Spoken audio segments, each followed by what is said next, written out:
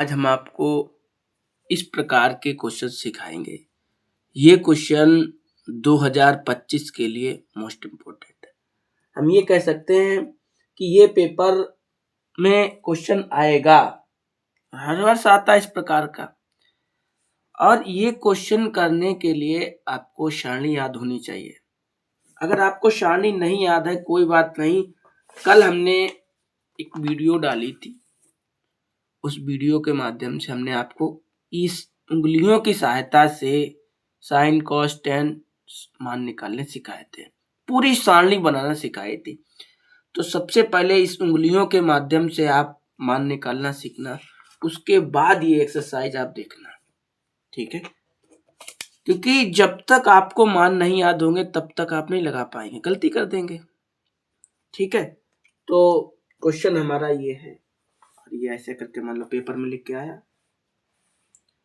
जब ये ऐसे करके पेपर में लिख के आया तो हमें हल करना पड़ेगा।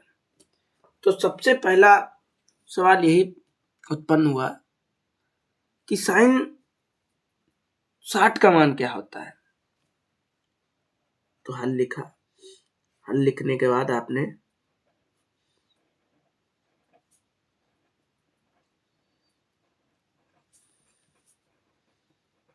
सवाल को ऐसे उतारा, ठीक है। साइन 60 का मान कितना होता है, तो √3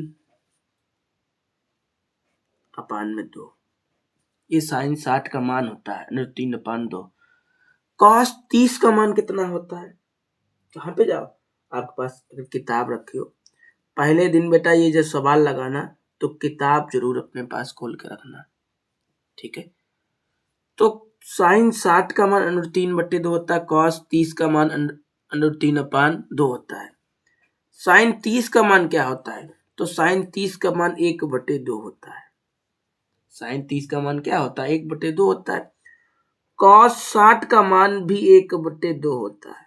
इतना तो आप कर ही लोगे, मान रखने और कुछ नहीं करना है। जब आप टेबल बनाना सीख जाएंगे तो आपके सामने ऐसे करके टेबल जब होगी तब आपको पता होगा कि साइन 60 की जगह आपको इतना लिखना है और साइन 30 की जगह आपको इतना लिखना है। हमने आपको समझाया था कि √3 और √3 गुणा होगा तो क्या आएगा, 9। 9 किसका वर्ग होता है, 3 का। तो कहने का मतलब ये हुआ कि √3 गुणा करोगे तो 3 ही आएगा। तो इसका गुणा करो तो क्या आ गया, 3, और 2 का 2 में गुणा करोगे क्या आएगा, 4। 1 का 1 में गुणा करो क्या आएगा, 1, और 2 दूना 4, ठीक है। इतना कर लिया। जब ये बराबर होते हैं, ये क्या मतलब हर, ऊपर वाले क्या होते हैं, अंश। जब ये बराबर हो, हर बराबर हो, तो ऊपर वाले अंशों को यूं ही लिख लिया जाता है, कोई परिवर्तन नहीं किया जाता है। जैसे क्या कहा हमने कि जब ये बराबर हो ऐसे लिख लो, 3 को ऐसे लिख लो, 1 को ऐसे लिख लो। इन दोनों को जोड़ो, 3 1 4 हो गया, और अपान में 4 बराबर 4 1 4, आंसर आ गया, हो गया क्वेश्चन। तो इस प्रकार के क्वेश्चनों को इस प्रकार से लगाया जाता है, ठीक है। अगला क्वेश्चन क्या है भाई, अगला क्वेश्चन ऐसे दे रखा है, कैसे दे रखा है, 2 tan स्क्वायर 45, 2 tan स्क्वायर 45 अंश प्लस कॉस स्क्वायर 30 अंश प्लस माइनस साइन स्क्वायर 60। तो ऐसे करके सवाल आपका आता है, 2 tan square 45 plus cos square 30 और माइनस 60, ठीक है। तो आपको कैसे लगाना है, सेम जैसा पहला लगाया वैसा ही ये लगाएंगे,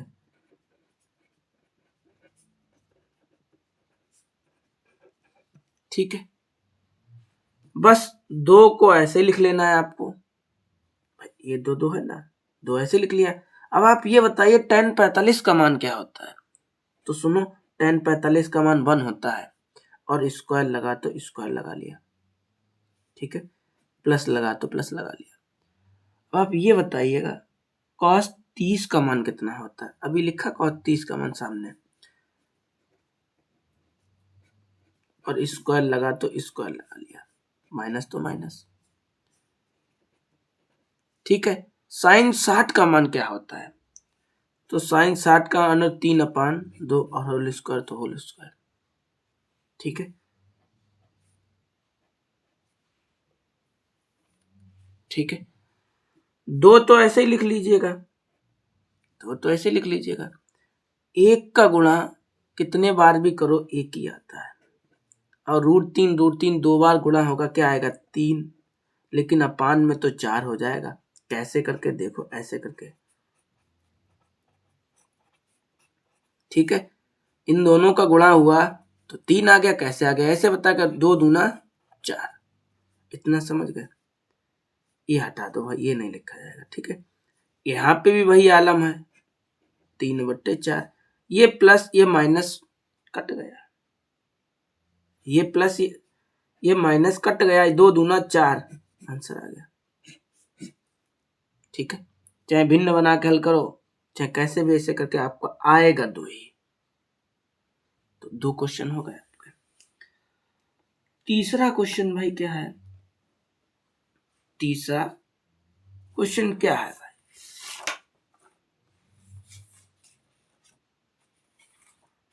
एक मिनट,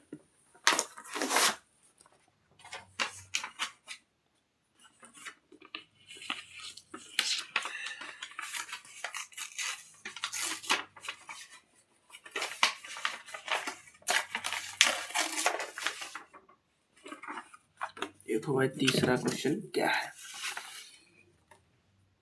तीसरा क्वेश्चन ऐसे लिख रखा है उन्होंने, ये हटा दो भाई, लिखने में व्यवधान डालना।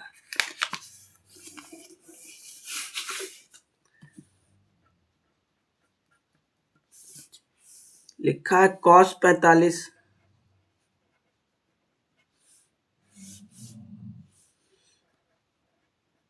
सेक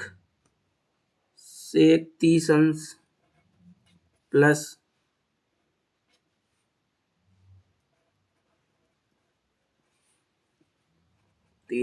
ऐसे लिखा है क्वेश्चन।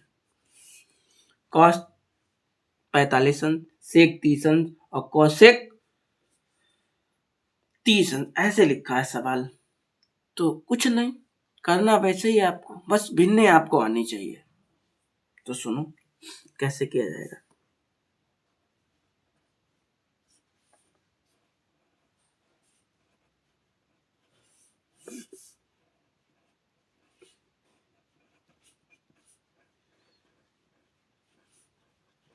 लिख लिया क्वेश्चन हमने।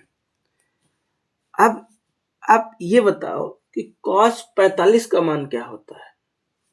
तो cos 45 का मान होता है 1/√2। cos 45 का मान क्या होता है 1/√2। अब यहाँ पे sec 30 का मान क्या होता है, तो इसका मान होता है 2√3 प्लस तो प्लस। cosec 30 का मान क्या होता है 2।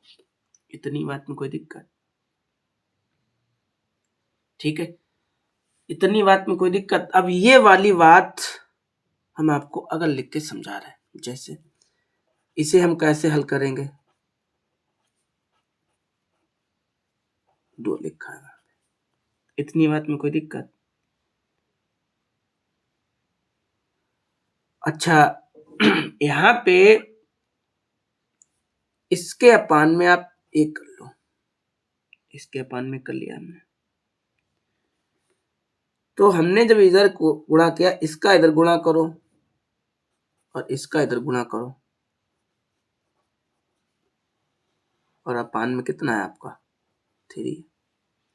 तो कहने का मतलब ये हुआ, इतना हल करके हम इसकी जगह पे ये लिख सकते हैं। ऊपर वाले से कोई लेना देना नहीं, ऊपर वाला तो लिखा है, इसकी जगह पे आपको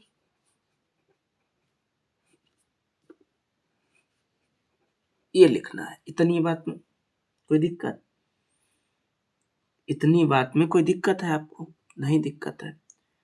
अच्छा, अब क्या करना है आपको? अब आपको करना ये है कि इसका गुणा इसके साथ और इसका गुणा इसके साथ।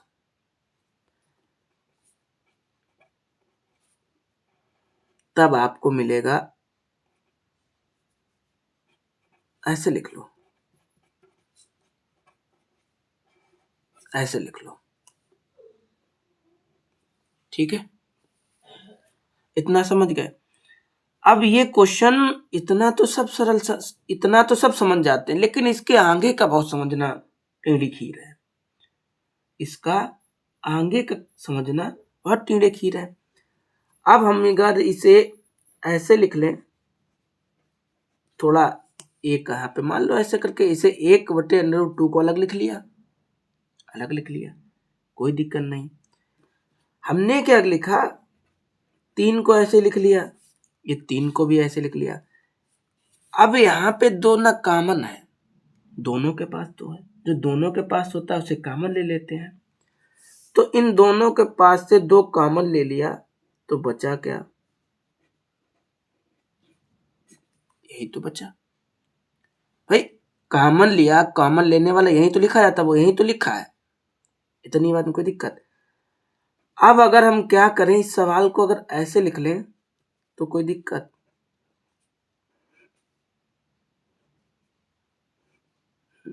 रूट नहीं लगाना है। √3 आगे लिख लो, 1 पीछे लिख लो, इतनी बात में कोई दिक्कत? बोलो। 1 पीछे लिख दिया और √3 आगे लिख लिया, इतनी बात में कोई दिक्कत? कोई दिक्कत नहीं। अब इसका बेटा आपको परिमेयीकरण करना पड़ेगा। क्या करना पड़ेगा? परिमेयीकरण करना पड़ेगा। तो आप करो क्या, इसे सामने लिख दो, इसके थोड़ा सरल अच्छा लगने लगे दिखने में, ऐसे करके। अब बचा आपके पास यही तो बचा भाई, ये इसके सामने लिख दिया तो आपके पास ये बचा। आप गुणा का चिन्ह लगाइए, इसे बोलते हैं परिमेयीकरण। या रुक जाइए, परिमेयीकरण ना बोलिए। अगर हमने अपने पास ये लिखा तो कोई प्रॉब्लम? कोई प्रॉब्लम नहीं। क्यों नहीं? कट जाएगा तो आएगा तो भाई अंश और हर में लिखा है तो कट जाएगा, तो संख्या में कोई परिवर्तन नहीं आएगा। लेकिन जब हम ये लिख लेंगे तो हमारा आंसर आ जाएगा। ठीक है, यहाँ पे लिखने की इच्छा हो तो लिख दो, हर का परिमेयीकरण करने पर।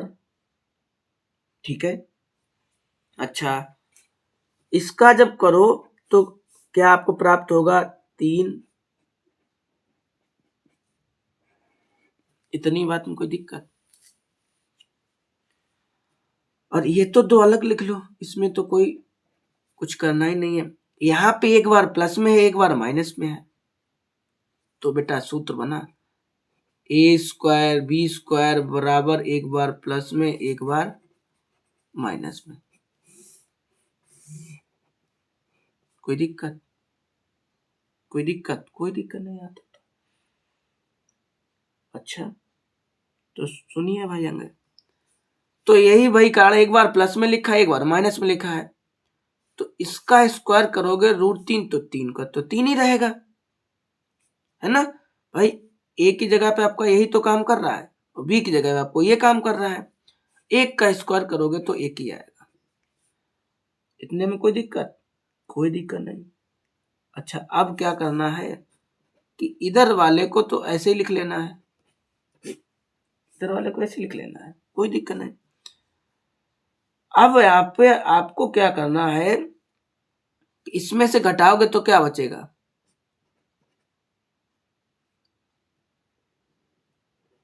2 ही तो बचेगा। 3 में से 1 जाएगा तो 2 ही तो बचेगा। अब क्या करना है आपको कि 2 दूना 4, ऊपर वाले को ऐसे लिख लेना है, 4√2 हो गया। इतनी बात में कोई दिक्कत? इतनी बात में कोई दिक्कत? कोई दिक्कत नहीं। अब यहाँ पे हम क्या करेंगे कि फिर वही परिमेयीकरण करेंगे। जैसे इस सवाल को बहुत ही ध्यान से समझना,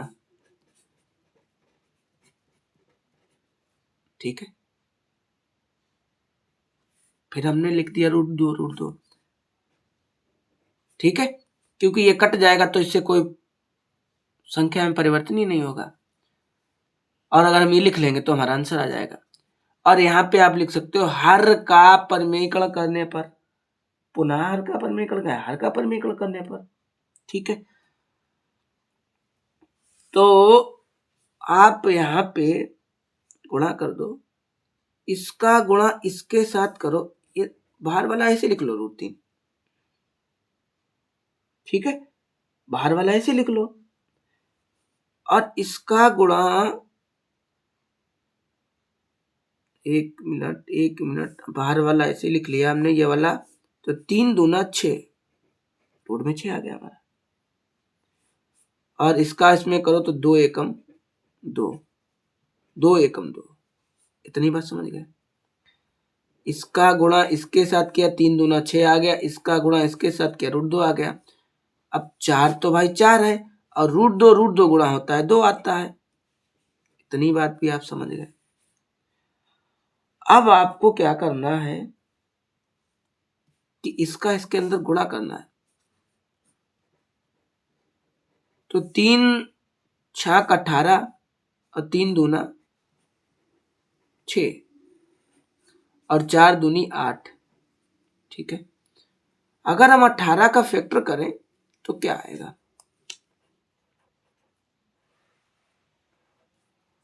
9 दूनी 18, 3 त्रिका 9, 3 एकम 3, जो जोड़ा बनता है वो कहाँ आता है, बाहर आता है। तो 18 को हम ऐसे लिख सकते हैं, 3 तो बाहर लिख लिया, 2 कहाँ अंदर, और 6 तो 6, और अपान में 8। बस बेटा यही आपका आंसर है। इस सवाल को इतने धीरे से हमने समझाया, शायद आपको ये सवाल और को इतने अच्छे तरीके से इतने धीरे से नहीं समझाएगा। तो सवाल को ध्यान से समझना, एक बार नहीं 2 बार देख लेना, ठीक है। और हाँ, अगर ये अच्छा लगा हो तो कमेंट कर देना, बताना जरूर कि हाँ हमें समझ में आया या नहीं आया। मिलेंगे आपको अगली वीडियो में, तब तक के लिए इतना ही। और हाँ, और एक लाइक जरूर कर देना अच्छा सा।